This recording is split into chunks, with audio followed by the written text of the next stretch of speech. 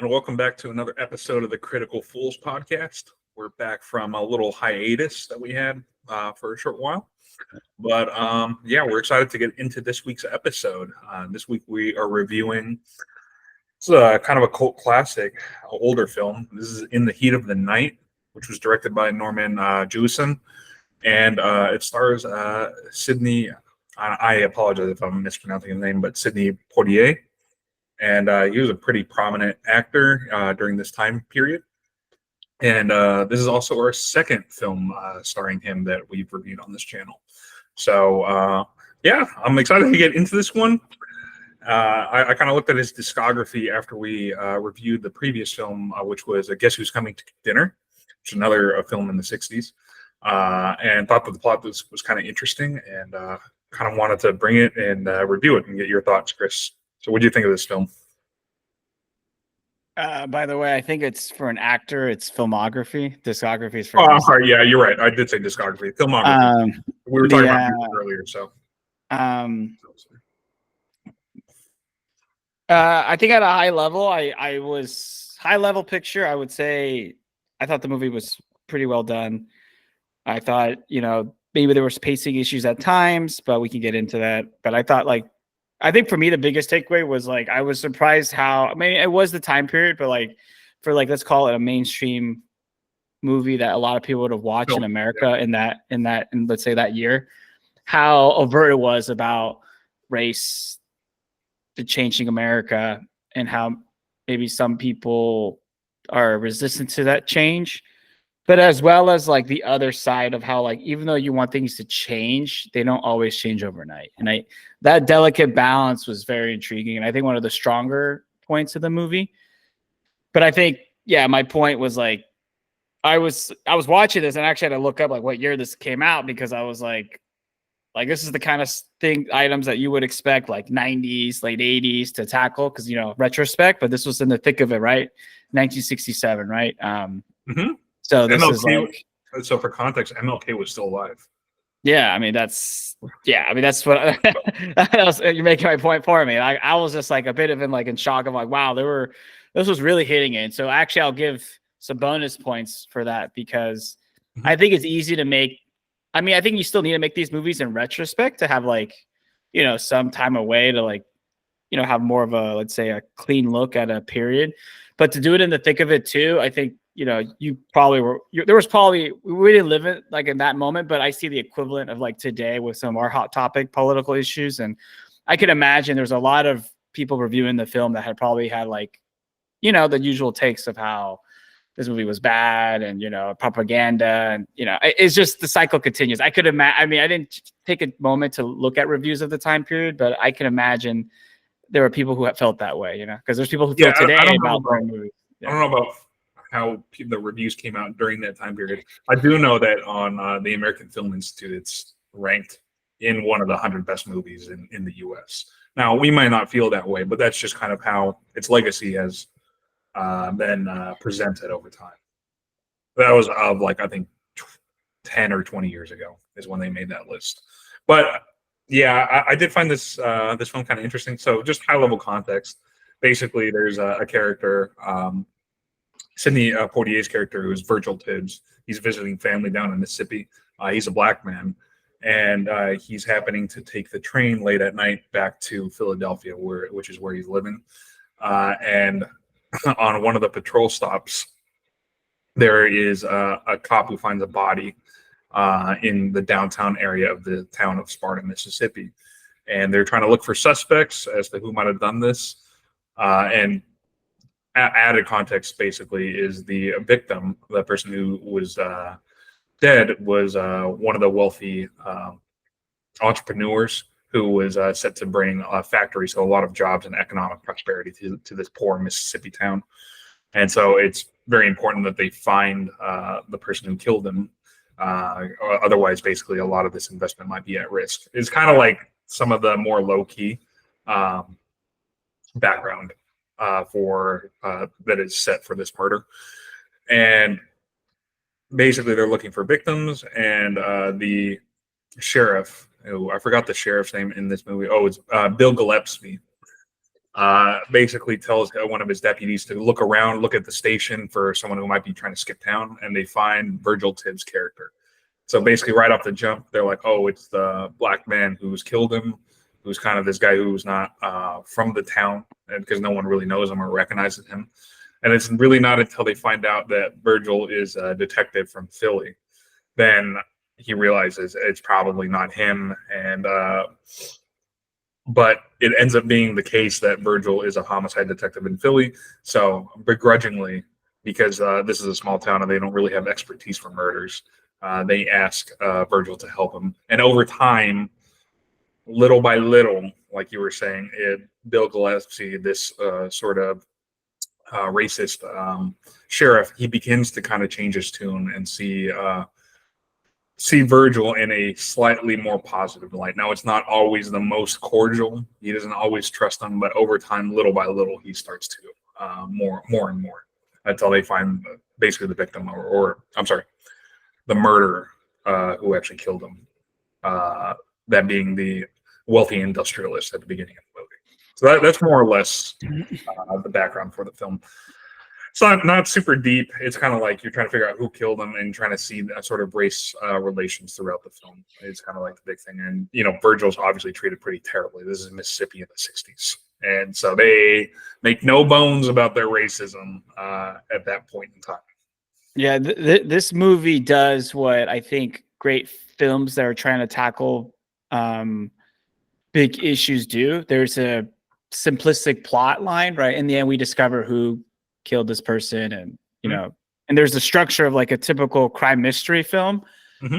But I think why this movie is like highly rated and probably discussed and shown probably at the university level is that it weaves that with a greater American context of the 1960s, which is what, because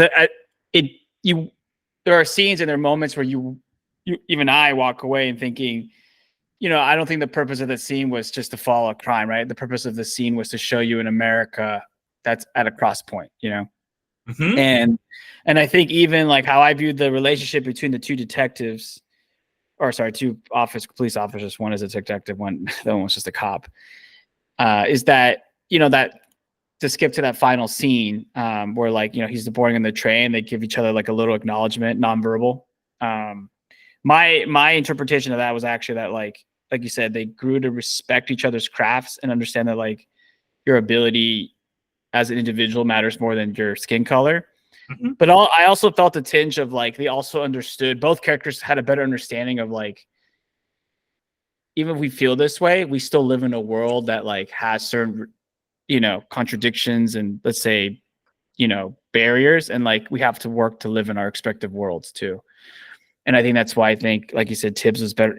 He enjoyed solving the case and, learning to not just view them as all these dumb, white racist folk, but also I think he was happy to leave. And Gillespie was also like, he has his perspective open, but he also realized that like this, he would, this wasn't going to, for his community, this was going to be a change too far right now, Oh yeah, yeah, absolutely.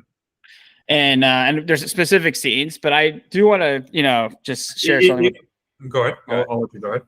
Yeah. So, this story because I shared with you before, but like, I just want to, for me watching this, so I had a college teacher who was, he was prominent in the civil rights movement in the 60s as a young man. So by the time he taught me in the university, he was already like basically almost retired.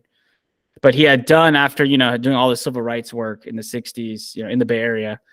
He had gone to teach in Mississippi, and he shared with us stories about how what era was this? This was like 70s, early 80s, so like right after that period.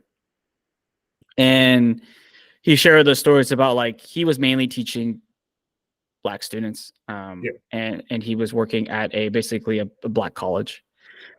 And he said that like, one of the issues he faced was that he was somebody that was coming from, let's call it the intellectual coasts. Because he was from, he had done, he had done his education actually at Berkeley. Okay. And he was teaching there, he was actually teaching, I think he was teaching like, he was teaching some history topic, but I forgot which one off the top of my head. And obviously, let's just say the white community in the town he was living in and teaching were not receptive to what he was teaching or this outsider coming in. And actually, similar to the film, he had a lynch mob come to his house, and he had his, you know, I think he was married, and I think he had a kid.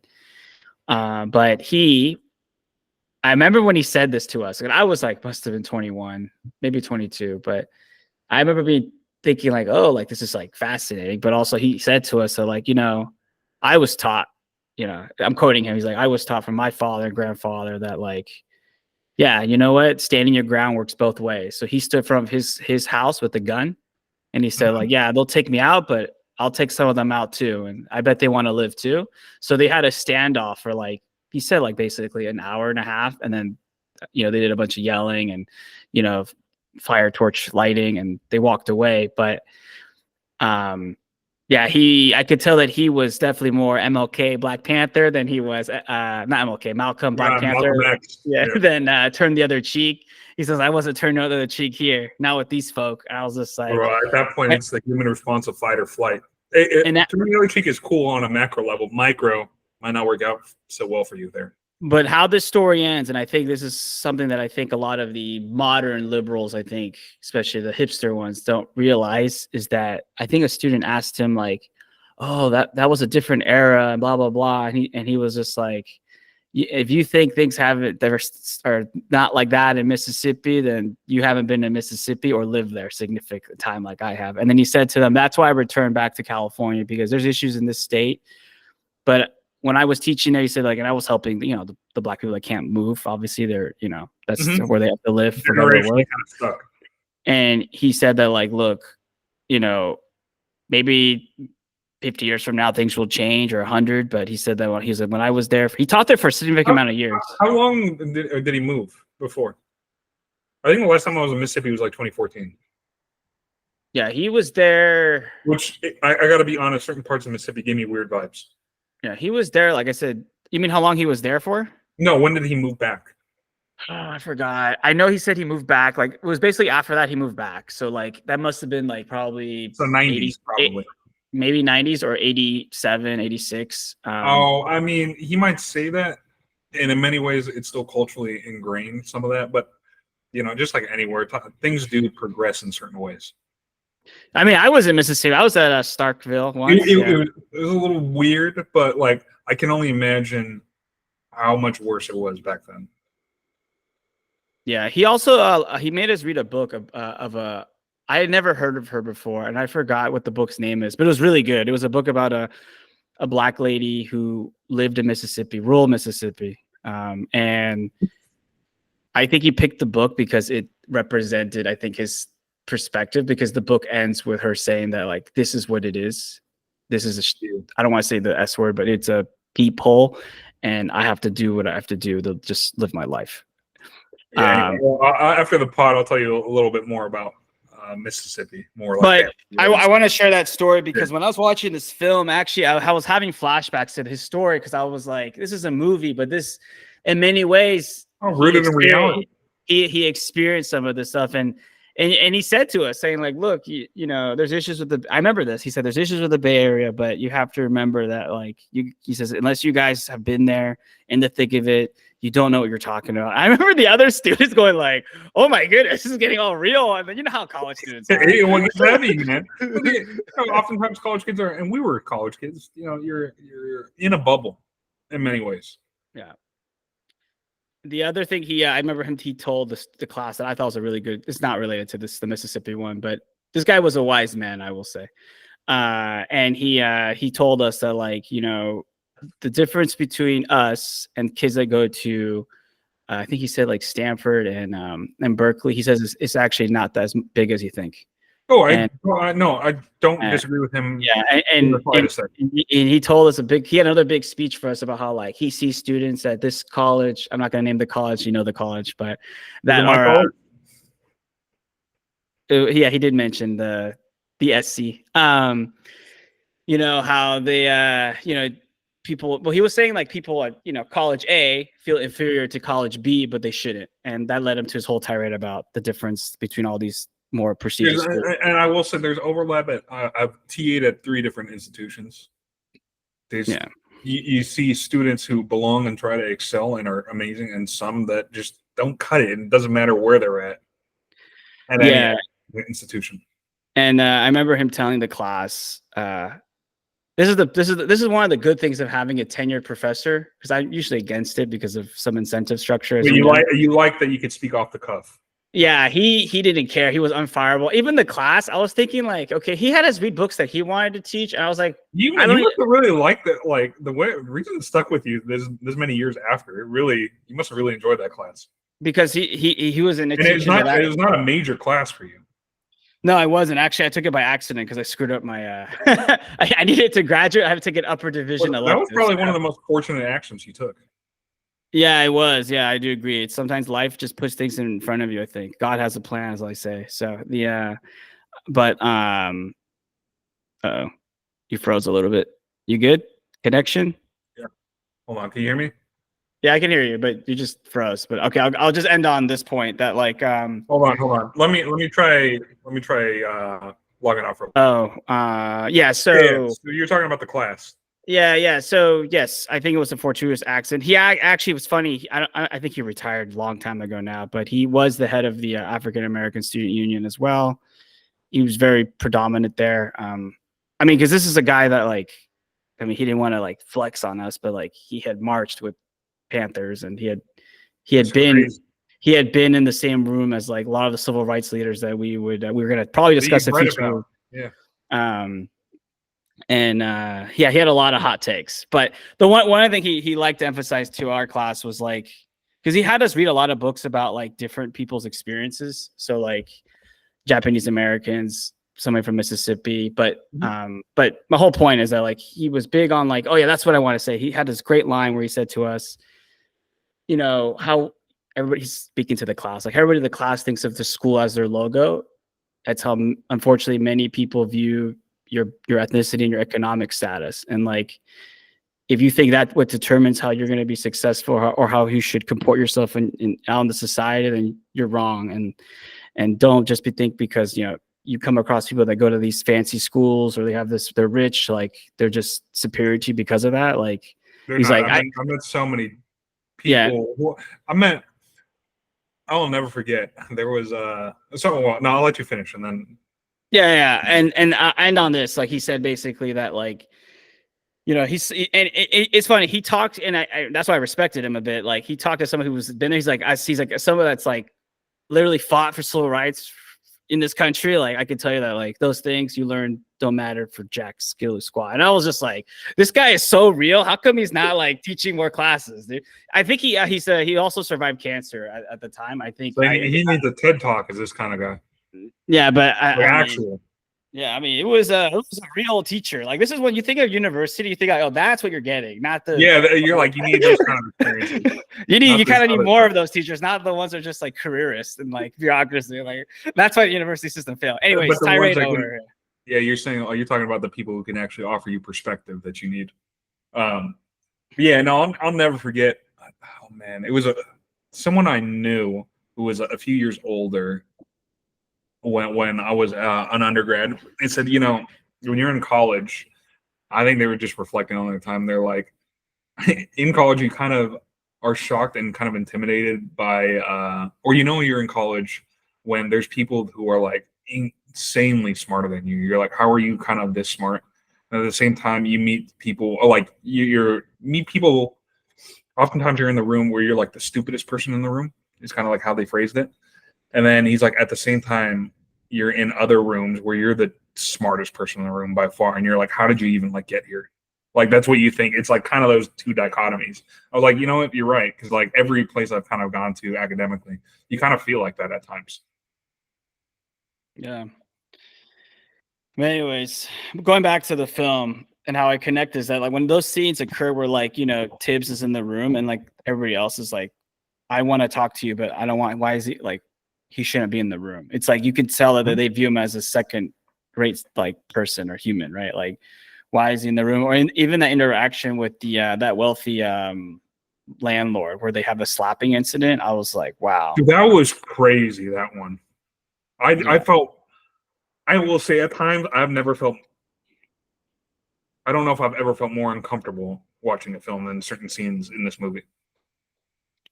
Yeah, and it comes from a perspective of like they think they are just superior, and like, you know, no matter what your position or your badge or whatever, that you're still one race, they're the other, and that gives them, you know, superiority, like superior, just because of that fact, you know. Yeah.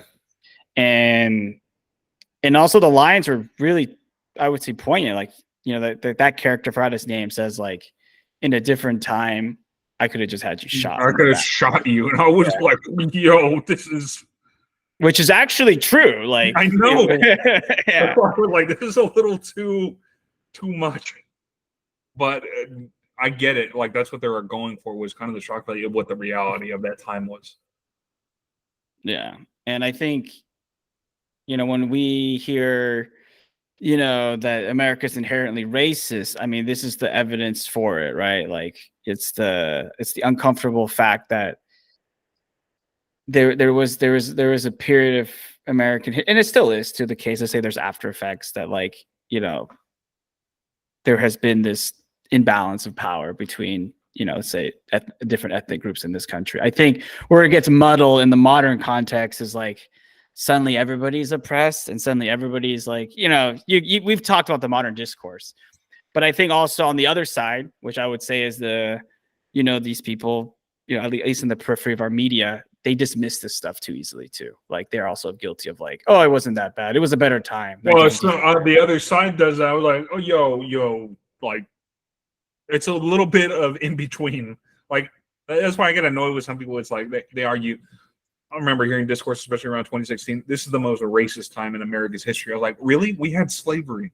There was Jim Crow era. Like, what are we talking about? And then the other side is like, well, America's perfect. We don't have any racial issues. What are you talking about?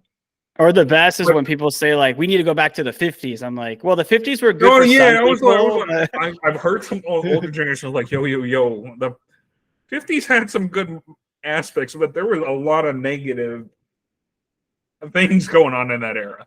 What I like saying to people is like, I think the 50s was good for you, but I think for other people, they hated it. I've said that too. It wasn't good for everybody.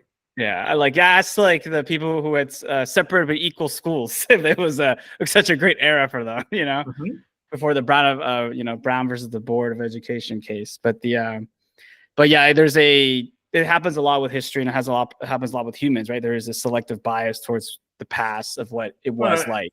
It's also a little bit of revisionist history. But it happens all the time. That's just part of propaganda. Nature. No, it's probably human nature, propaganda, which I like too. So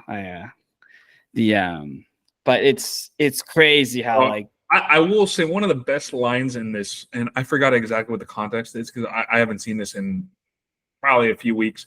But one of the best lines is you know, Virgil wanted to stay on the case, and he's like, I almost got it. I need it. He's like, he has his ego, but it's almost like, and I think the sheriff Bill says he just realizes some of his like nature behavior. He's like, boy, he's like, you're no better than the rest of us. Basically, he kind of had that same ego and resentment and hatred that all the white people of the town did. I was like, oh, that is really good writing. And I don't blame Virgil, but it was interesting seeing that dynamic play out. I thought that was a very, very good scene. I don't know if you remember what I'm talking about. I remember, because he this is the time where he's convinced the murderer is the landowner guy. Yeah. He's let his whole bias skew what the facts are telling him. And that, yeah. Well, it's because, and I mean, it's not unreasonable as hatred, but I think it stuck with him, like Virgil, that he's like, oh man, like that pointedness of like, you know, better than the racist town people in that way. Yeah, and in that way, it was a very poignant statement. Yeah, no, it was a well-written and crafted movie, especially for the time period. And I think that's, you know, kudos to the film. I think, like you said, like, it's also bold. There must have been, especially at this time, even in LA, where I'm sure this was shot.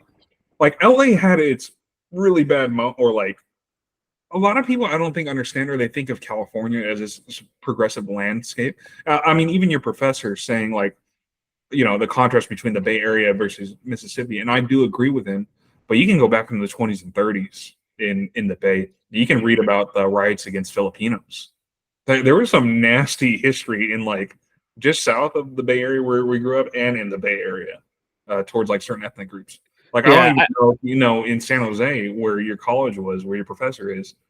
You know the Japan where Japantown is. It used to be Chinatown before there was a big riot and they ran out all the Chinese. Yeah, they displaced them. Right. Yeah, it's not like it was all like peaches and sunshine in the Bay Area. No, he was well aware of that. He had us read a lot about how like actually the group he had us focus a lot on was like what happened to the Chinese Americans in the Bay Area, and how young women were exploited often. Well, yeah, and then the other Chinese that like first came up, we had them build the railroads. They weren't treated very well in California. No, he I don't know if he was aware of every nook and cranny, but he was definitely aware. I think for him, I think what he wanted to emphasize for our class was that like you think you know other worse in certain areas. No, like you think you know every part of America, but you don't really know until you live in like these places. Oh, no, dude. I've told you, I mean, I've since moved out of the Bay Area. I've told you what some people think of, like in some ways, like I live in the South now, so you know this, you've come to visit. But like, there's certain, it's like, it's not that bad. But then there's certain areas I'm like, you got to prepare because you'll see some things that you're probably just not used to. It's a little bit of both. Yeah. No, I mean, look at where I went to college. There was that incident with the dorms, right? Where the I remember that several incidents, but So these things happen, and like I said, I don't think he was saying like Bay Area is a paradise. I think he was saying like, I think he was saying what you said earlier like, to our class, like you guys are more sheltered than you realize. Calm down, because you know how it is. You know how it is with these like. Unfortunately, I'm going to say woke, but let's say the modern Gen Z millennial student, they have this way of articulating about how they view the world. It's a very, I would say, naive / what's the other word I'm looking for?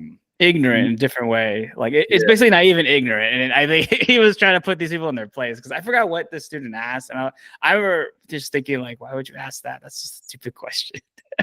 And he had this again tirade on that. Yeah, I mean, I'm sure you're aware. You've even told me when you went like this is my also issue with Americans we've talked about this many times. Typically a lot of people we know are their over fetishization of like specifically Europe or places abroad and how much better it is than America. And it's like, dude, in some ways it is, but they still got issues just like we have here, if not worse in many instances. Like you were talking to me about when you were was it Amsterdam?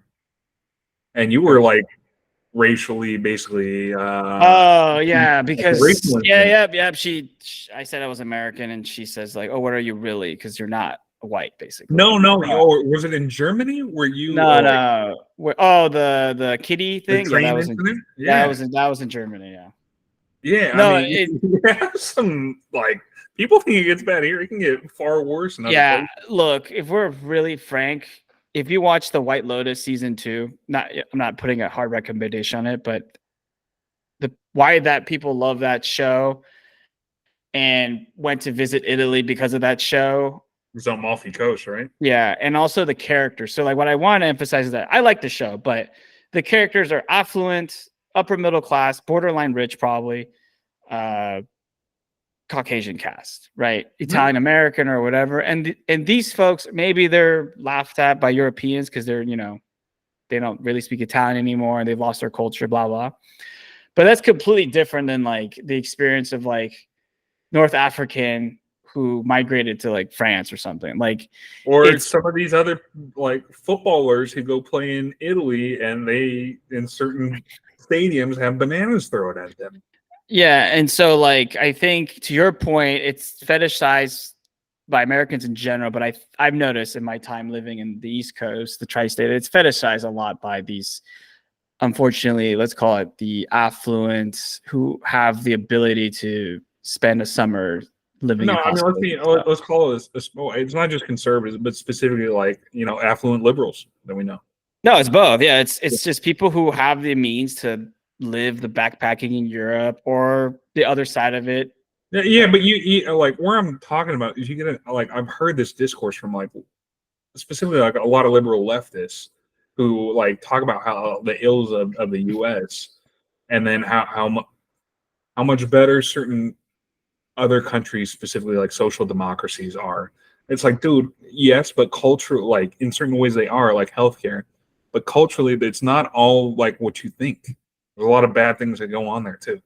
No, I mean, look, Anyway, that's all. That's all I will say. no, I do agree with you because what I want to say and that topic is, I think they say that and think that because their lives would be better in those countries. Yeah, For the but most part. they're also well, yeah, but even then, they would be looked at as outsiders in many of these countries that No, are. no. If they had like, let's say they were they were born there, they had the same economic Mhm, status and mhm. education, their lives would be better. But you keep the same Don't personalities. disagree with you. Don't disagree. Yeah. Yeah, what I mean to, but what I agree with you is that like these are the same kind of people who, oh, we need to keep the foreigners out. Like they're hypocrites. Like we all know this. Dude. Like it's unbelievable. Like Yeah. Anyway, the I- reality is that like Europeans they also want to kick out all the immigrants. Like it's of so course they do. I mean, you see the rise in far right parties over in Europe. yeah, and like exactly. So like it's so obvious that like that's a global trend, and also like Well, the yeah. I mean, this is not a Europe specific point. I mean, yeah. India for the longest time has, well, not for the longest, for the last what, close to 10 years, Modi's been in power, but he's been talking up Hindu nationalism for that entirety of his tenure. And he's gonna win again, or Yeah. he won. I forgot, I but mean, it's not like she is the most accepting of foreigners. of course not. But to your, I'll end on this. I do agree with you that there is a romantic, like there is a fetishization of Europe. Slash, I think, Romanticization is probably a better way of putting it. yeah, I just think that's just because of like people have usually good travel experience, and because in many ways, especially the places that Americans tend to go to, which is Spain, Italy, Let's France. put it what it is. Western Europe.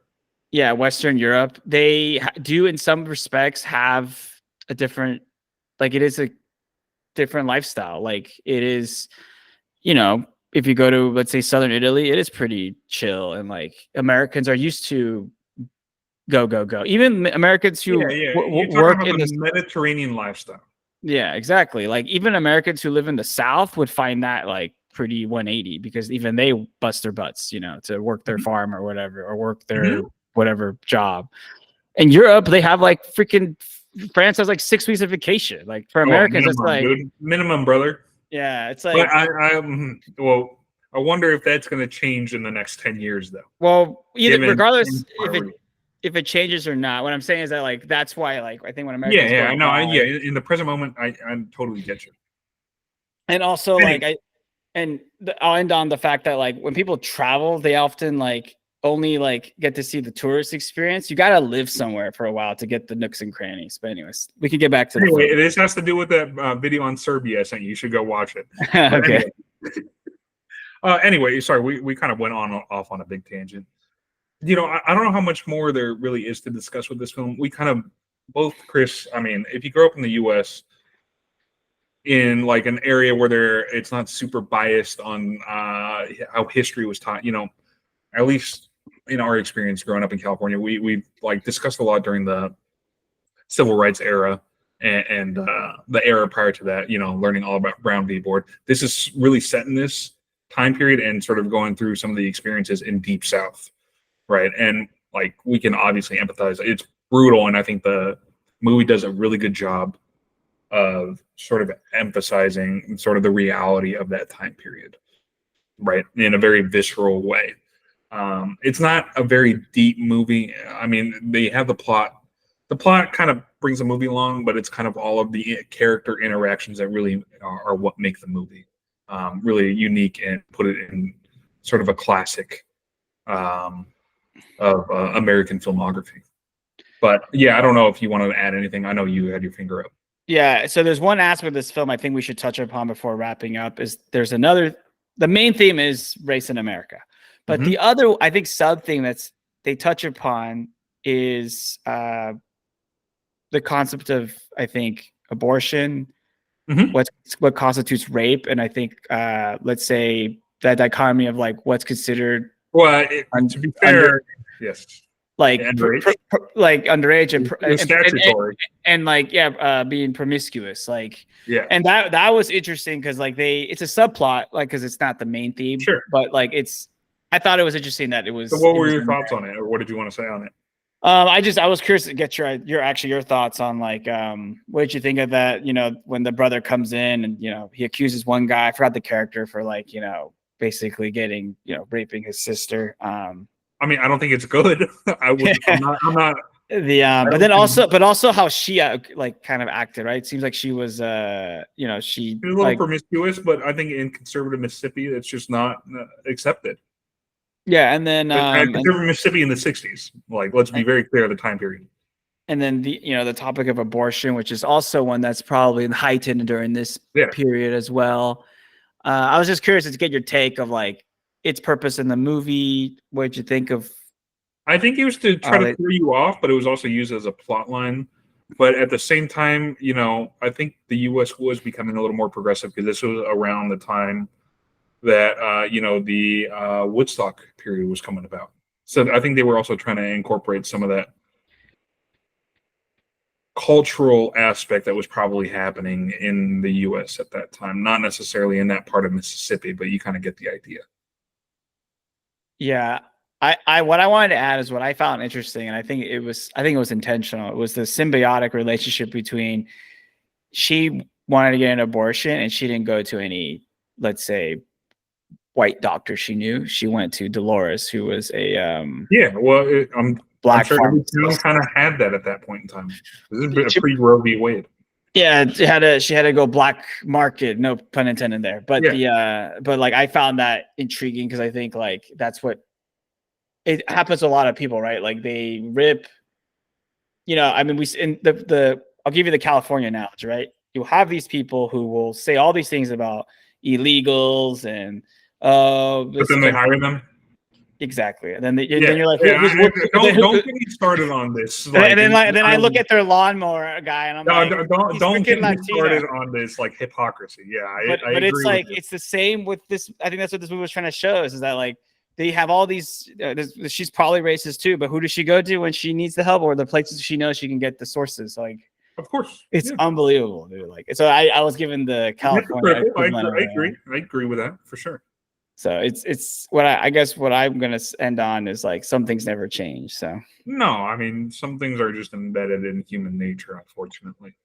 The other thing that I will say before we wrap up, I did think another part of this film was that what was interesting is that whoever basically basically it was that the sheriff always wanted to just wrap this case up very quickly without like really caring about if who he got was actually the murderer, right? And I think they accused the first dude, and I think that was part of it was that he was a very poor dude, and I think I think part of this was also show like oftentimes like a lot of the poorest really don't get the fairest treatment either. Like I think that was another aspect of the film that they wanted to touch upon. yeah, it was that guy in the jail cell with Tibbs, right? Yeah, that he was just a homeless Yeah, guy. it was low key at the beginning, subtle, but I think that was a point that they were trying to make as well, which is often true, right? Like oftentimes, it's the poor people that can't afford the best lawyers. They get the short end of the stick in the justice system. Just the way it is. Like OJ was black, right? And black people have had a rough shot with the criminal justice system, but because OJ was famous and made millions, he was able to afford a team of lawyers, which was able to help him get off of very high profile, very difficult case. Not necessarily. The lawyers helped, but what really helped him was that Rodney King happened. Yeah, well, not just that, a lot of missteps by the LAPD, and we can talk about corruption there, and but that's a whole separate topic. Nah, I still like love. I think I watched a documentary of the OJ trial, and one of the jurors was just like, "Yeah, I straight up, I don't care if he was guilty. I had to do payback." I was just like, "That is so American." He's like, it was a great docuseries though. But anyway, I digress. Anyway, Which We- docu series? Or I'm sorry, yeah, the one OJ Made in America. Oh, you saw it in the end? I saw episodes. I never finished it, which I Oh need to go back man, to. what my favorite documentary my whole life, dude. One of the great. That's because he is OJ was an American product. Our society, our culture produced him, and where he ended up is actually our society's fault, not just OJ's fault. So Right. I love that. Anyway, is there anything else you wanted to touch upon with this? No, I think we touched upon the stuff I cared about, which is like race in America, which is always a top three topic. The main topic of the film. It's like the top three for me, dude. I love race in America topics. Dude. Like I've read too much. I remember when we started our podcast, we started off strong with, and this was in the middle of, a lot of the BLM stuff. Some pretty big heavy hitters in that were American History X and Do the Right Thing. That's true. Both of which are like two of the top films we've watched. I think that was after we did the Knuth stuff, right? Yeah. The what? We did Primer and yeah, it was early on, but it wasn't our first picks. Yeah, we did those other ones. Upstream Color, which you love too. Yeah, that's what actually I like that one more than Primer. Yeah. But I mean, I've been in the thick of it, dude. I was there. I did a BLM rally once, so no. Yeah, I'm actually. Honestly, like I remember people like all the time. Like I think I tell you the story all the time where it's like I ask people like you all say you're for solidarity. Do you actually go to any of these? They're like, no. I'm like I'm probably the only person they know that they actually went to one of these. Wait, you know what they did, right? To show the solidarity. I know they put that post the square. I know my good friend did that too. I was we don't need to go there. We don't need to go there. I don't believe in posting the square. I always believe in you put your butt out there. Put your money where your mouth is, right? The only time I do those solidarity posts is for California solidarity. Anyway, yeah, you also watch your California propagandist pods. But anyway, exactly, dude. Oh, the last one was the best. But anyways, go ahead. I'll talk about that off pod. Anyway, we're getting. So I'll let you go first with your final ratings. All right, yeah. So I think, in my opinion, this film is really good. I think how it tells a story about 1967, America at a crossroads, the juxtaposition between America that is like Philadelphia. Probably they don't talk about Philadelphia, but the symbolism is that it's Philly. Yeah, it's moving in one direction. Mississippi still thinks it's still stuck. It's still America of 1933, or not 33, but let's say 57 or whatever. I just forget the year of Brown versus Board of Education, like 55. Yeah, so they still think it's 54. There we go. And I think that's the strongest point of this film. I think the crime aspect, the case itself, I personally I found it interesting, like you said, following the two police officers through the story, but I didn't think, you know how like you watch a crime movie and you're like, wow, that was like crazy twist, or oh, how come I didn't see that before? I didn't feel that way with that film. Like Training Day is a good example of that. Exactly. I mean, Training Day is, anyways. So I think in that respect, because it's still partly a crime drama, I didn't think it was the strongest. I think it had some pacing issues, but actually, I didn't think that was terrible. But I think I do want to emphasize that I don't think as a crime movie, it was like that great. If it was like a great crime movie and it did this, it would have been like spectacular. So my rating is pretty much an 8 out of 10. Fair enough. I mean, I think we are kind of on the same page in terms of our critiques. I thought like some of the writing was pretty strong in this movie, and how they set up some of the character interactions. Like it really sticks with you, especially with the racist. I forgot the guy's name. He's basically the one who has like the most money in the town. The affluent dude who says that like in another life, like I would have shot you. I was like some of those just kind of like hit and stick with you. So some of those very good writing and like just make you not feel very good with how that came about. Really thought that a lot of the acting was pretty superb from Sidney Poitier's part. Like I had no complaints there. I do agree with you. Some of the pacing was a bit slow, but I think like as we review movies of this era, that's just how it was. Like they lived a slower lifestyle. It's not kind of as fast paced. And like, I think people were able to pay attention longer than they are today. So like you're able to make movies at that pace and it probably wasn't an issue. Like think Stalker that we've watched, even Bella de Jour, and the other films, they kind of all had this similar pacing, if you will. So I can't really knock it for that. I just think it's kind of a product of its time. Yeah, with that, like I was trying to think of issues I really had with this film, and I really didn't have as many. So I got to give this movie a 9.5.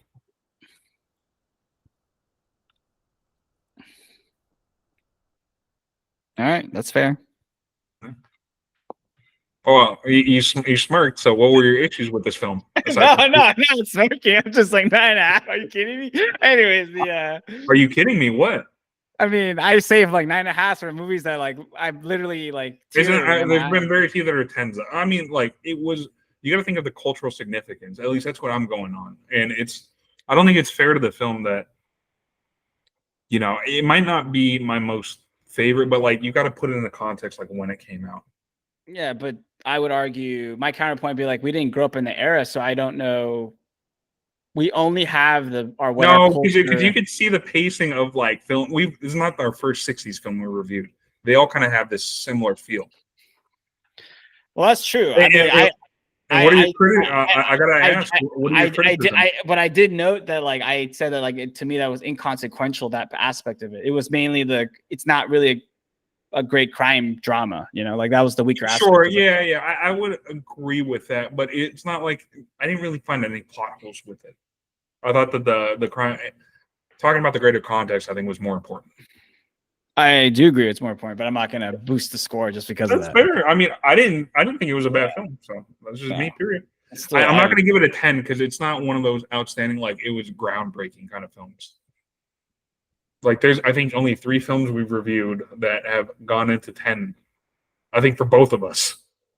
Yeah, but I think those are movies that are like absolutely groundbreaking. By the way, and I won't have any of the slander from you because you give New York Schenectady like a 9.5, which I was so confused by. Oh man, that movie spoke to me in so many ways. I was like, "Damn, this is too good." That was one of the most disjointed movies I've ever seen. It was disjointed from a certain point of view. It's all fragmented. But anyways, I don't need to get into that. But you're right. I think honestly, I thought this movie was better than I was expecting it to be. I actually heard of the movie before. I just didn't. I never got around to it, and then I was like, we reviewed the other like issues that are coming in Dividend, and then I started looking. I was like, oh, he's in this movie. I was like, we got to see this.